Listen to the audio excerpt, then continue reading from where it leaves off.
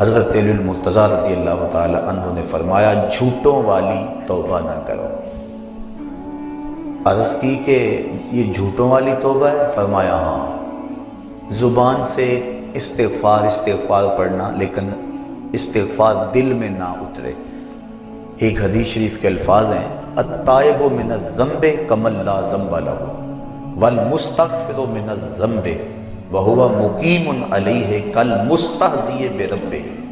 گناہ سے توبہ کرنے والا ایسا ہے جس طرح اس نے گناہ کیا ہوا ہی نہیں، اور استغفار کرنے والا اور گناہ کے اوپر وہ جمع ہوا ہے لیکن گناہ نہیں چھوڑتا اور استغفار کیے جا رہا ہے، فرمایا وہ ایسا ہے جس طرح اپنے رب سے مذاق کر رہا ہے۔ تو توبہ کی حقیقت تو یہ ہے کہ انسان عزم مصمم کرے کہ دوبارہ میں یہ گناہ نہیں کروں گا۔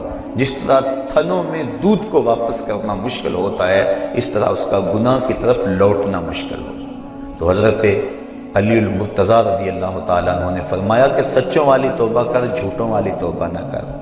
اس نے عرض کی حضور آپ بتائیں سچوں والی توبہ کیا ہے؟ تو حضرت علی المرتضیٰ رضی اللہ تعالیٰ عنہ نے فرمایا سچوں کی توبہ کی 6 شرائط ہیں۔ پہلی شرط یہ ہے کہ گناہ پر ندامت اختیار کی جائے، جو سابق گناہ کیے ہیں اس پہ شرمندگی ہو۔ اور ایک روایت میں آتا ہے حقیقت التوبۃ الندم، توبہ کی حقیقت شرمندگی ہی ہے۔ جب بندہ شرمندہ ہو جائے تو یہ توبہ کا روپ ہے اور یہ توبہ کا انداز ہے۔ تو کہا پہلی چیز سابقہ گناہوں سے توبہ کر۔ دوسری بات جو فرائض رہ گئے ہیں ان کی قضا کر۔ توبہ کرنے سے پچھلی نمازیں اور جو فرائض اور روزے رہ گئے ہیں وہ معاف نہیں ہو جاتے، بلکہ توبہ تو اس بات کی ہے کہ جو وقت پہ میں نہیں پڑھ سکا اے اللہ وہ مجھے معاف کر دے، آئندہ میں وعدہ کرتا ہوں کہ جو میرے ذمے قرض ہے میں اس کو ادا کروں گا، اور نمازیں روزے اور دیگر جو تیرے حقوق ہیں میں ان کو ادا کروں گا۔ تو فرائض جو رہ گئے ہیں ان کی قضا کریں۔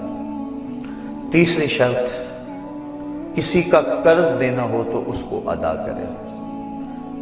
چوتھی شرط کسی کے ساتھ جھگڑا کیا ہوا ہو تو اس سے معذرت کریں۔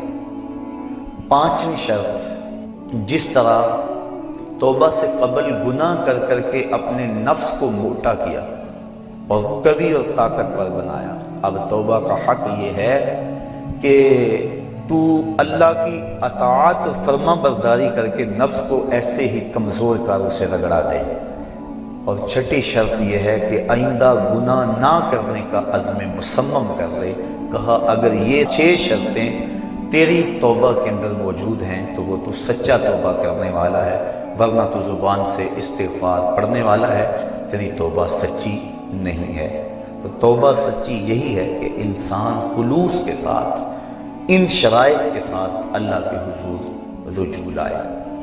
اور جب بندہ اللہ کے حضور رجوع لے آتا ہے تو پھر اس کے گناہ جتنے مرضی ہوں اللہ تعالیٰ معاف فرما دیتا ہے۔ گناہ کر بیٹھتا ہے اس کو ایک خوبصورت راستہ دیا گیا کہ اس نے جو بھی کیا ہے ہو گیا اس سے، اب اپنے دستے دعا کو اٹھائے اور اپنے مالک کے حضور حاضر ہو جائے، عرض کرے مالک نادانی اور جہالت کی وجہ سے مجھ سے یہ گناہ سرزد ہو گیا، میں تیری بارگاہ میں حاضر ہوں۔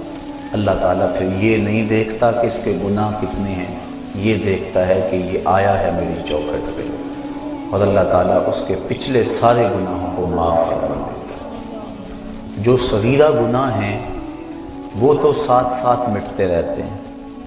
ہم نماز پڑھتے ہیں، وضو کرتے ہیں، نیک اعمال کرتے ہیں تو صغیرہ گناہ مٹ جاتے ہیں۔ بلکہ ایک روایت میں آتا ہے جب کوئی شخص گناہ کرتا ہے تو فرشتہ اس گناہ کو لکھتا ہے، حتیٰ کہ 5 گناہ وہ کر لیتا ہے تو فرشتہ 5 گناہ لکھ لیتا ہے، پھر وہ نیکی کرتا ہے تو جو نیکی والا فرشتہ ہے وہ گناہ لکھنے والے فرشتے کو کہتا ہے آؤ سودا کر لیں۔ وہ کہتا ہے کیا سودا؟ تو وہ کہتا ہے کہ جب کوئی ایک نیکی کرے تو 10 نیکیاں میں نے لکھنی ہیں، میں 10 نہیں لکھتا 5 لکھتا ہوں، تو 5 گناہ مٹا دے۔ تو وہ برائیاں لکھنے والا فرشتہ 5 گناہ مٹا دیتا ہے اور یہ 5 نیکیاں لکھ دیتا ہے، اور اللہ تعالیٰ مومن کا معاملہ یوں ہی صاف فرماتا رہتا ہے۔ کتنی کرم نوازی ہے اپنے بندے پہ اس کی، اگر اس کے در پہ آئے اپنی جھولی پھیلائے، اس کے گناہ جتنے مرضی زیادہ ہوں، جس طرح کہ ایک شخص حضور کی خدمت میں حاضر ہوا تو اس نے کہا میں بہت بڑا گناہ گار ہوں، تو حضور فرمایا تیرے گناہ سمندر کی جھاگ سے بھی زیادہ ہیں؟ تو اس نے کہا ہاں زیادہ ہیں۔ کہا زمین و آسمان سے بھی زیادہ ہے؟ کہا ہاں زیادہ ہیں۔ پھر حضور نے فرمایا کیا تیرے گناہ اللہ کی رحمت سے بھی زیادہ ہیں؟ اس نے کہا نہیں۔ تو اس کو مجدہ رحمت دیا گیا۔ تو اس کی حضور اگر کوئی جھولی پھیلاتا ہوا آ جائے تو اس جھولی کو خالی نہیں رکھا جاتا، مالک کے در پہ آنے والا اس کی رحمتوں کا حقدار ٹھہرتا۔ ارشاد فرمایا یا ایھا الذین آمنوا توبوا الی اللہ توبۃ نصوحا، اے ایمان والو اللہ کے حضور توبہ کرو۔ کون سی توبہ؟ توبہ نصوحا۔ اب توبہ نصوحا کیا ہے؟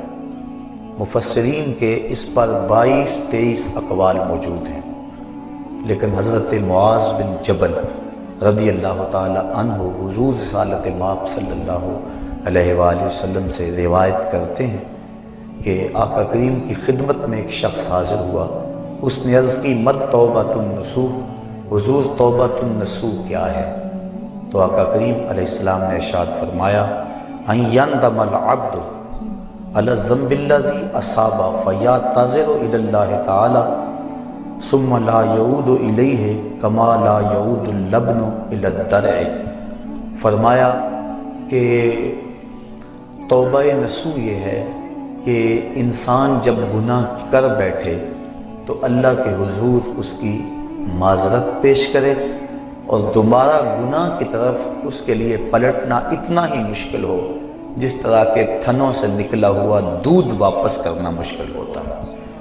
تو اگر کسی شخص کی یہ کیفیت ہو جائے تو وہ توبۃ النصوح کے مقام پہ فائز المرام ہے۔